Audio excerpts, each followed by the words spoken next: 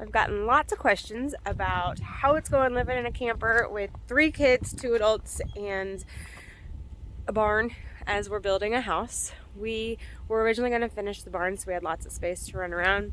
Prices are so high, the barn is kind of old and needs a lot of work, so it's been a slow process because we've been kind of doing our own work in the meantime. So we've been in the camper. It's been great till now. It's been really good weather, a super mild fall, and so we've been outside almost every day. That's starting to come to an end. So I thought I'd give you a nice little tour today, since I'm not doing anything else, of what our camper life is like. So while I'm outside, I'm going to go ahead and show you. So under here we kind of keep our outdoor stuff that we want to stay dry though. We've got our fire pit, kids' toys. In this cabinet we have chairs, and then on the back side is where our water hookup is, and then we run a hose to this spigot. You can kind of see the spigot out there by the barn. We dug a trench going all the way up to where the new house will be, and then we also have a water trench going to the other side of the barn over behind the camper over there. Over on this side of the camper is where our sewer hooks into the barn. Let me walk around.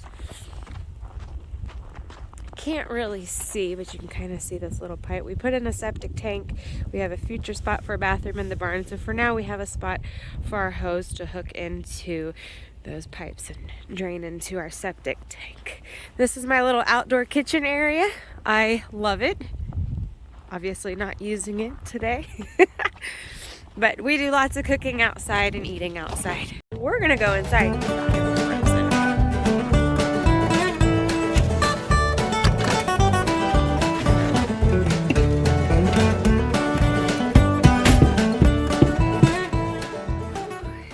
Feels much better in here. Okay, guys around. So when we come in, we have our master and bathroom. That way there's a bunk room right here when we first walk in, and then over here we have our kitchen and our living room space where we spend most of our time, especially now that the winters come in. So a few things we've done to change it is we took out the camper table, and I went and bought this antique little folding leaf table and painted chairs to match. That way we can fold it up a little easier, and the kids have this space to play on the carpet because the rest of this is flooring that kind of gets chilly. We have our 2 chairs that recline, and then also a couch that folds into a bed. So wasn't real worried about losing this as sleeping space because we can still, like this, or well, last spring we made this into a little pallet for our little 2-year-old when we put the boys in the bunk room. So it's actually more comfortable with that carpet space there. We have a fireplace that works as an awesome heater. We also have space heaters constantly going to save on propane right now. Our electric bill really isn't that awful. We have TV, storage, and here's my kitchen. It's a really good sized kitchen. I have lots of space to move around. Probably one of the best things is we've got an actual full-size fridge. A lot of organizing and reorganizing to try to figure out how to best use our space. So over here in these cabinets we have kids stuff, games, books, learning. We do a little bit of homeschooling, and then kind of my office supplies. And then up here we have bedding. Our 10-year-old sleeps on this couch, and so he's got his pillows and his beddings up there. And then okay, so up in this I have the kids' games, homeschooling stuff, things that I don't want a 4 and 2-year-old to really get out on their own. So I put it up in here, some of my study material and office supplies.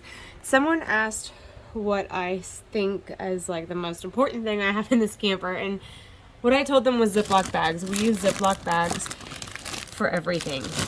We have Ziploc bags galore holding our supplies together because it's much easier to get things in and out, and things don't get loose and rolling around. I don't have a bunch of drawers to put things in. No, I have 3 drawers. So Ziploc bags help organize those cabinets. Those little baskets also help organize them. I don't have any in that cabinet though. So like I said, this one's nothing special. It is bedding, pillows, things from the shop we don't want to freeze. One of the hardest things moving in a camper was finding storage space to cook for a family of 5 in a kitchen this size. And it is super doable. It just takes a little creativity and letting go of some things, which was actually pretty awesome. So down here I have my one pot, my one frying pan, my electric griddle, and a small crock pot. Between those things and this awesome little air fryer slash toaster oven slash rotisserie, it does about everything you need it to do. All my cleaning supplies I keep under the sink, extra trash bags. I love my little cutting board that covers my sink. It kind of makes up for having not so much counter space. Our old home had a big island and a big L-shaped counter area for us all to sit at and use, and so going from that to this was also an adjustment. I don't know that it would be doable without that cutting board. So if you don't have one in your camper, that's definitely something to look for. Alright, so now we head on into their bunk room. It's kind of like their little clubhouse. So James sleeps on the top and Miss Alina sleeps on the bottom. They've got all their things, of course, on their bed. He has a window. Kind of funny thing about this window, he asked Santa for a new window for his mom's camper. There's his window. It's a perfectly fine window. We now have proof. Okay, people have been concerned.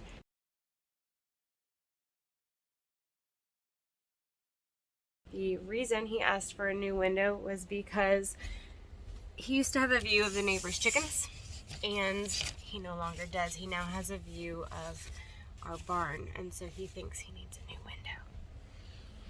So in this room we have lots of storage space. They have a really big closet up high. We have some of Jackson's things that we don't necessarily want the little ones getting into. He's 10. He has, you know, older kid toys. Down below we have a large closet where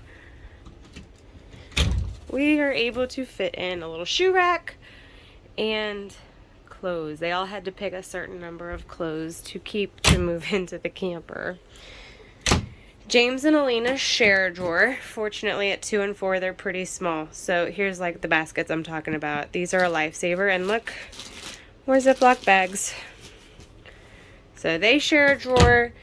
We turned this bottom one as toys, and then Jackson has 2 large drawers to himself because his clothes are a little bigger. Underneath the beds are more drawers. So that's Alina's little toy drawer because she's small, so she can crawl under there easier. And then they've got some of their toys in baskets that are easier to get to. So they have a pretty cozy little room. Something that I'm asked a lot about is James's bunk bed. Since he's 4, he gets the top bunk. He learned, we practiced and practiced how to jump from the bottom to the top, and he kind of climbs up. So I was real concerned about maybe building in a little ladder or steps. He didn't need it. I had a step ladder in here. It took up so much space. We got rid of it pretty quickly. The other thing people are concerned about is a rail. And so I watched lots of videos. And the problem with putting a rail here is there was no good way to put one on this bed without drilling into a wall, which these walls don't really hold much, right? If you've ever been in a camper, you know what I'm talking about.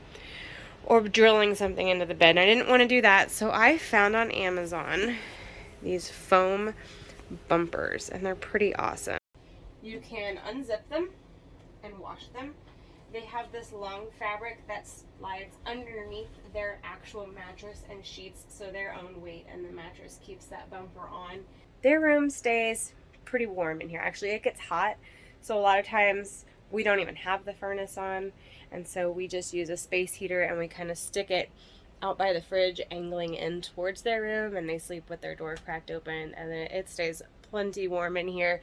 We keep his curtain closed. Sometimes we put a little blanket over it. That's where the cold air seems to seep in a little bit. But this is probably it's either the warmest room or the coldest room in the camper. If I close this door, this is a cold room. So that door stays open. All right, now we are going to move on up to the bathroom and the master. Okay, first is our bathroom. And one of the biggest changes we made in here was, let's see if I can back that camera up. There we go. We took out the big sliding glass door and we put in a shower curtain. A lot of people are going to ask why. Well, camper bathrooms aren't huge. If you spent much time in a camper, you know what I'm talking about. Fortunately, we have a skylight and a full-size bathtub / shower. So if I'm able to kneel down here and bathe 2 kids, I can't do that with that sliding glass door because it would split right about down the middle there. Another reason is when I come in, I open that curtain and get some of that natural light in, and it just makes this bathroom feel so much bigger.